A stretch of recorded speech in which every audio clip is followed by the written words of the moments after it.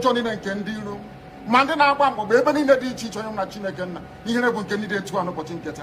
And you went to him when I see only one in a Chinagan and Keprumi Henina. Oh no, Bonaniana Zopota. Oh no, Nania Bokuyan in the Buyena, amen. And you were now says you better than gossip. Now to Tony Jamman, now Soporo, Sitane Biggie, Marone Biggie.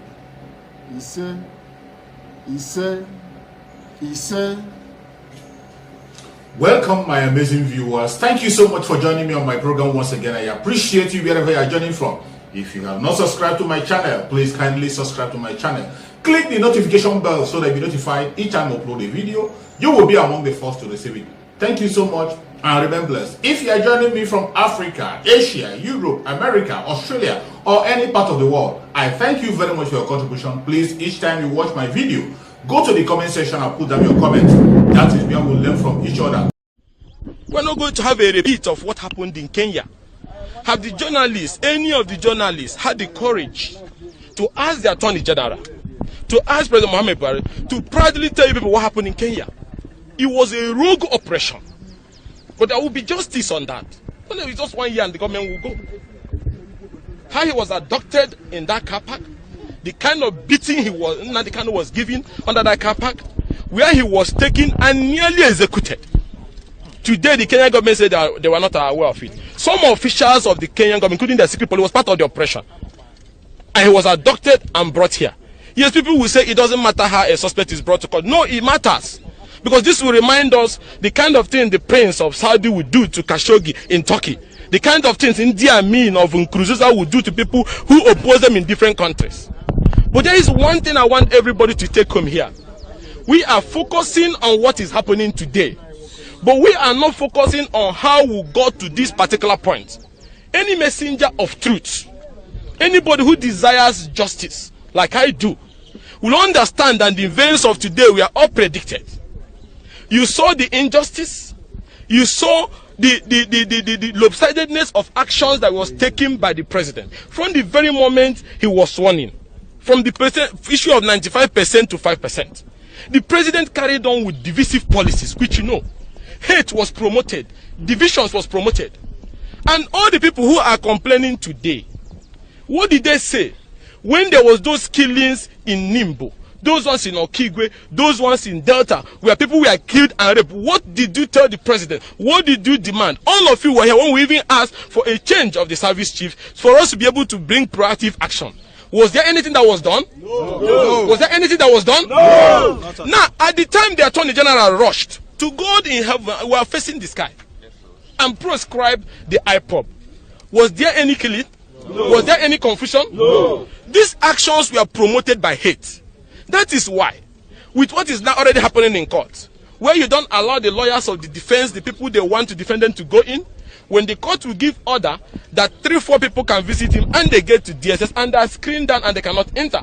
When our respected traditional rulers will sit under the sun, and they will not be allowed to enter a court for a trial that is supposed to be open, free, and fair, I begin to ask myself, can there be justice that will come out of this charade? No. Starting from the refusal of the president to address the insecurity and the killings that was ravaging the East then, going by his decision to also, more importantly, even after the arrest of Nnamdi, can I ask you all one question?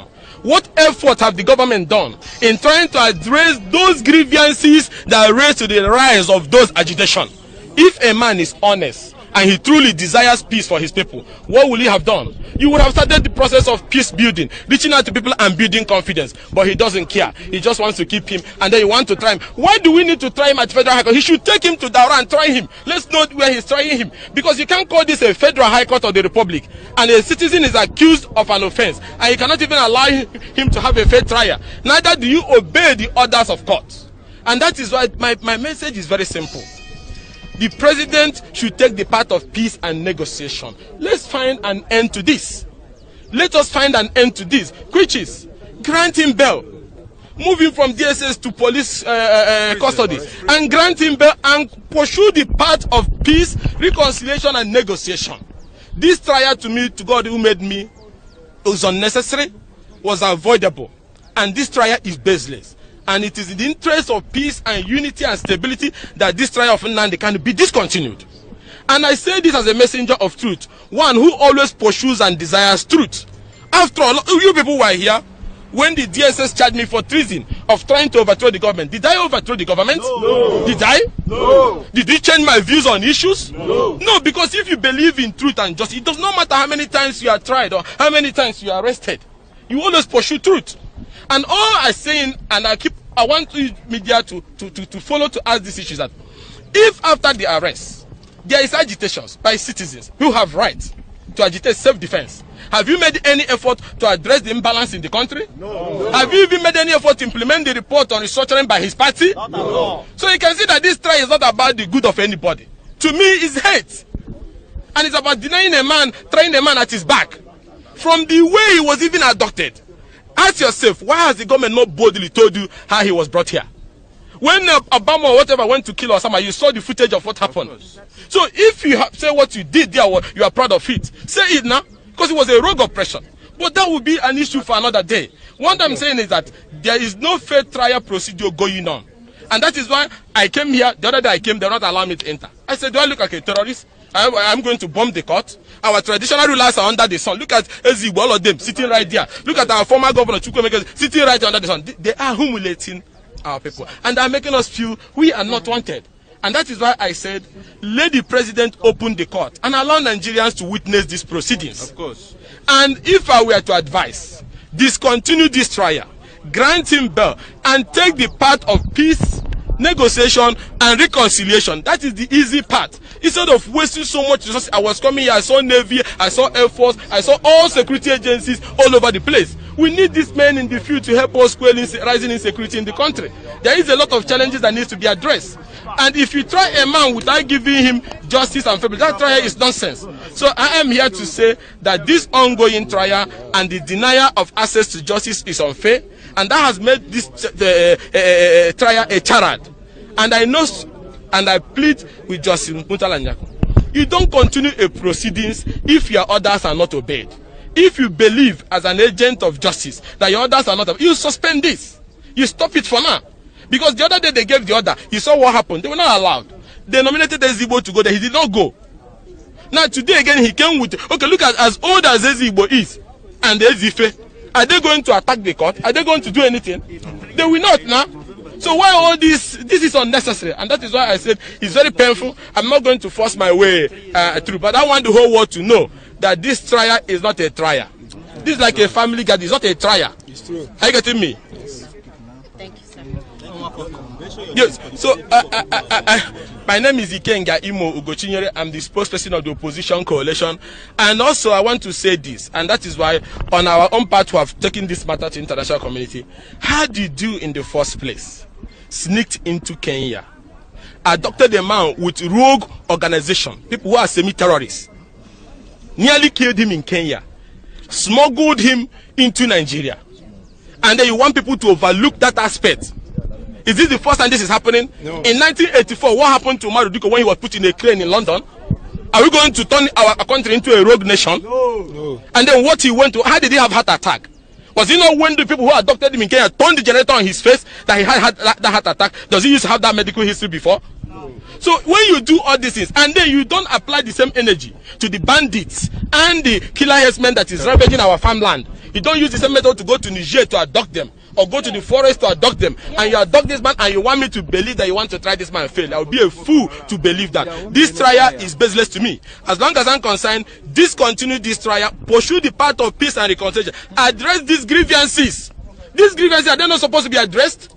Lopsided in all actions, issues of fiscal federalism. If these issues were addressed, will Nnamdi Kanu have had more people listening to his message? No. It was because you refused to address those issues. That was why at the time he spoke, when most of our Eastern brothers refused to speak for our people, that his message had a solid belief by people. Yes. So the key to addressing these issues is to give him bail, is to ensure that you go back to the table with everybody and then find a common ground so that we can renegotiate and find a way to live or not to live. It's very simple.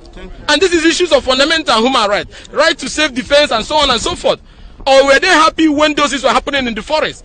And when you do this down in the east, you don't use the same energy up in the north. Nobody is slave to anybody. And there's one message I want you to take home.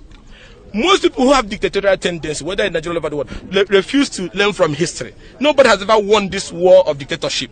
If not, Hitler would have won it. Idi Amin would have won it. Nkurunziza of Burundi would have won it. What they call him, the one from Zaire, Congo, Mobutu Sese Seko would have won it. So nobody wins it because it is unfair, it is injustice. It doesn't survive, it doesn't last forever. So I am here today and I'm appealing to them, if for anything, allow people to even assess the court. Allow our traditional rulers to assess the court. Allow the lawyers to assess the court. Attorney General cannot come with 9 lawyers and their people, and then you want to screen down those lawyers. Okay, why are they hiding that they don't want the white man to enter? The one Mr. Bruce from the US and the one the British government sent. Is there anything fishy about this thing? There's no place in the world people are trying to write this. So this is unfair, and all I'm asking as a messenger of truth is justice in this trial process if it must go on. If not, this thing is going to produce an already known outcome. Thank you all. Yes. Fight more, and there is no going back.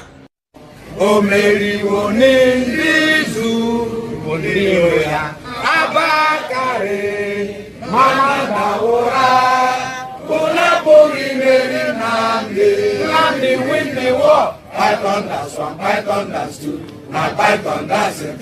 Unapoli Mary Nnamdi win the war. Python that's 1, Python that's 2, now Python that's 3. Unapoli Mary Nnamdi bu onyedu aimo. O Mary woni nizu ngiro ya. Abakare Mamanda Ora Unapoli Mary Nnamdi win the war. Python that's 1, Python that's 2, now Python that's 3. Unapoli Mary Nnamdi win the war. Python that's 1, Python that's 2, now Python that's 3. Unapoli Mary Nnamdi.